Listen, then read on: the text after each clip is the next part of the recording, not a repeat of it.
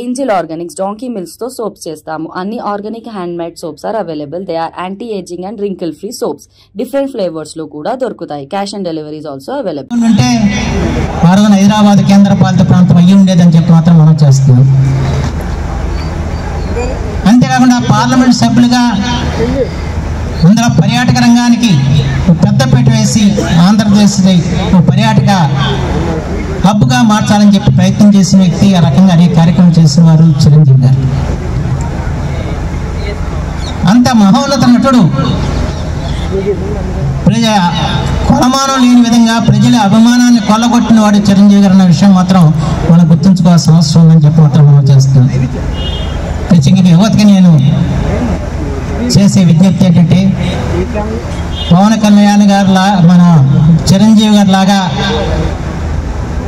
వ్యక్తిత్వాన్ని పెంచుకోవాలి. కృషి ఉంటే మనుషులు ఋషులు అవుతారు, మహాపురుషులు అవుతారు, తరతరాలు తరగని వెలుగవుతారంటే అనే పాటకి రూపం ఎవరంటే చిరంజీవి గారు అని చెప్పి మాత్రం మనం చేస్తాం. ఆయన కూడా సామాన్య స్థాయి నుంచి వచ్చిన వ్యక్తి. ఇంత అసామాన్యుడిగా ఎదిగాడంటే ఎంత కృషి చేశాడు, ఎంత క్రమశిక్షణతో వ్యవహరించారు అన్న విషయం మనం గుర్తుంచుకోవాలి. ఆయన జీవితం ఒక వ్యక్తిత్వ వికాస గ్రంథంగా మనం భావించాల్సిన అవసరం ఉంది. ఎన్ని ఒడిదొడుకులు ఎదురైనా ఎక్కడ కూడా చెక్కు చెదరని గంభీరమైన మనస్తత్వంతో బాగా సమాజంలో మార్పు రావాలని, సమాజంలో అసమానతలు పోవాలని, ఒక సమరస భావం రావాలని చెప్పిన భావన కూడా మనం అందిపుచ్చుకోవాలి. ముఖ్యంగా వాళ్ళ భావాలు, వాళ్ళ వ్యక్తిత్వాలు ముఖ్యమైన విషయాలు. చిరంజీవి గారి వ్యక్తిత్వం మనం ఆదర్శంగా తీసుకోవాలి, పవన్ కళ్యాణ్ భావాలే మనం ఆదర్శంగా తీసుకోవాలి. ఆ రకంగా చిరంజీవి యువత ఈ దేశానికి ఆదర్శప్రాయం కావాలని చెప్పి మాత్రం ఈ సందర్భంలో మీ అందరూ కూడా మనసారి కోరుకుంటూ,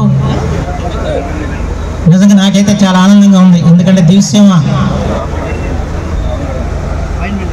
ఎంతో మంది మహానుభావులకు పుట్టినీళ్ళు,